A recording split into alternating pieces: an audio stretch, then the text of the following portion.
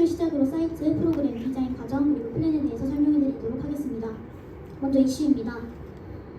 저는 먼저 오랫동안 머물러 왔던 청주의 원도심에서 어떤 구조를 가지고 있는지를 보면서 시작을 했는데요. 청주의 원도심 같은 경우에는 남측의 청주시청과 충북도청, 그리고 성안길, 그 너머의 육거리 시장까지 성안길을 주축으로 해서 이런 긴 흐름들이 잘 이어져 있는 상황입니다.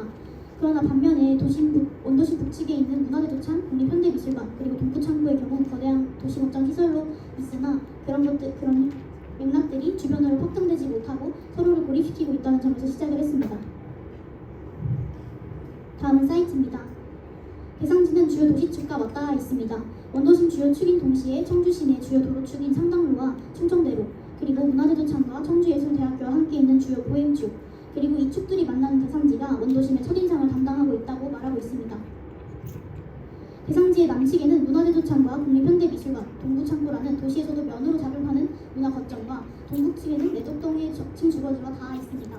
거점과 마을은 서로 다른 스케일을 배경으로 서로를 고립시키고 있는데, 특히나 내덕동의 주거지 같은 경우에는 사람 휴먼 스케일에서 걷는 보행 거리, 그리고 경사도에 따라서 조금 더 작은 스케일로 쪼개지는 것을 알 수 있습니다.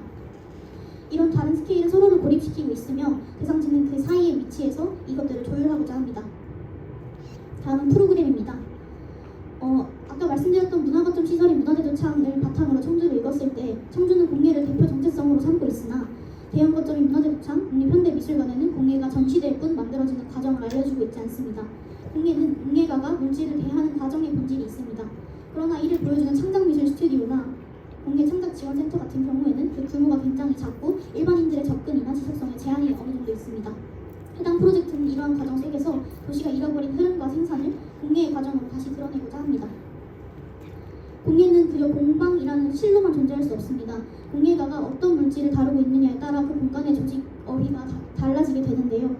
청주의 대표적인 공예인 유리, 금속, 섬유의 그림을 살펴보자면 유리 같은 경우에는 원료 보관실을 시작해서 원료 배합실, 핫샷, 선행실, 폴드샷까지 가는 이 원웨이 순서가 중요합니다. 유리라는 것들이 열에 취약하기 때문에 그런 성격을 지니고 있고, 배관의 금속 같은 경우에는 조금 더 무거운 재료를 다루는 곳이기 때문에 메인인 주조 단조실을 기준으로 다른 서브룸들이 붙어있는 형태, 중앙 집중형 형태를 띠고 있습니다.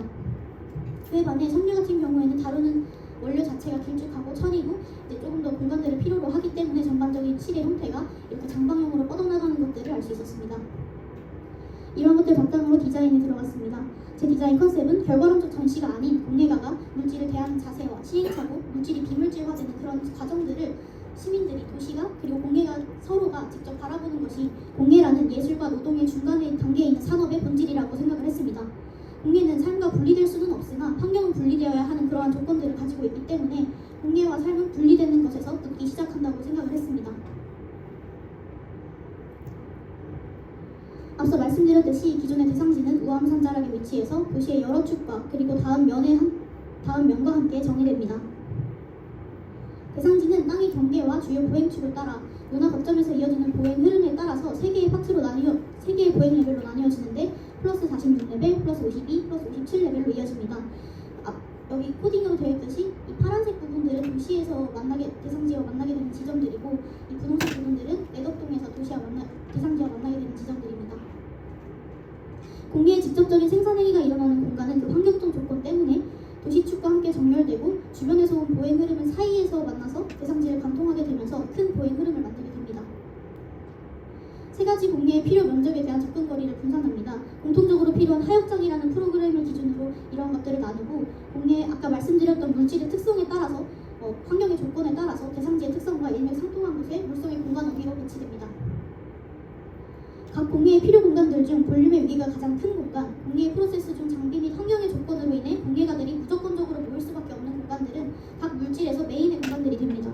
해당 공간들은 도시와 소통하기 위해 땅 위로 더 솟아오르거나 이 유리의 하시아 같은 경우에는 원형으로 형태가 바뀌어서 이런 시연장이 된다거나 이러한 행위들이 일어나게 됩니다. 그 후에 공예가들의 공예 이외의 삶은 과정 속에 포함되기에 주거는 공예 생산이 지속될 수 있는 생활장치로 보았고, 그들의 삶은 생산 위에 있으며 환경적인 독립을 추구하기 위해서 어느 정도의 보이드를 두고 그 위에 주거부가 들어오게 됩니다. 다음은 계획입니다.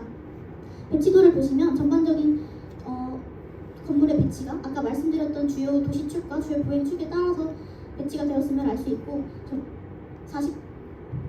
46레벨에서 진입과 47레벨에서 46레벨로 들어가는 진입, 52레벨에서의 진입과 57레벨에서 서로 이어주는 진입들이 있습니다. 이 중간을 이어주는 메인 토이어 같은 경우에는 처음에 불의 광장에서 시작을 해서 자연스럽게 올라가다 보면 야외 공예 품 전시관이 있고 이런 것들을 서서히 올라가다 보면 또다시 섬유의 천을 건조하는 건조마당이 있습니다.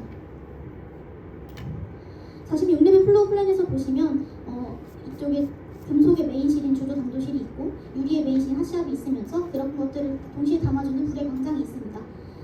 아까 말씀드렸듯이 이쪽으로 해서 대상지의 중앙부에는 그 하역장이 있으면서 유리와 금속 그리고 추후 52레벨에서 보여줄 섬유의 그런 서비스 공간들이 존재하고 있습니다. 52레벨에서는 아까 말씀드린 핫샵의 시연장이 2층에 위치해 있고 위빙룸이라는 직조실과 패턴실 그리고 그 상부에 있는 염색실 등이 해당 공간에 위치하고 있습니다. 청주시 내덕동 공예 레지던스 프로젝트는 도시의 흐름을 받아들일 뿐 아니라 대상지 내에서 자연스러운 흐름을 유도해서 공예의 과정이나 재료의 특성 자체를 느끼게끔 하고자 했습니다. 공예는 쉬지 않고 끊임없이 변하고 진행되기에 공예의 장면들이 대상지로 시민들을 끌어오게 되고 내덕과 문화재도창으로 다시 한번 이어주게 된다고 생각했습니다. 이상 발표 마치도록 하겠습니다.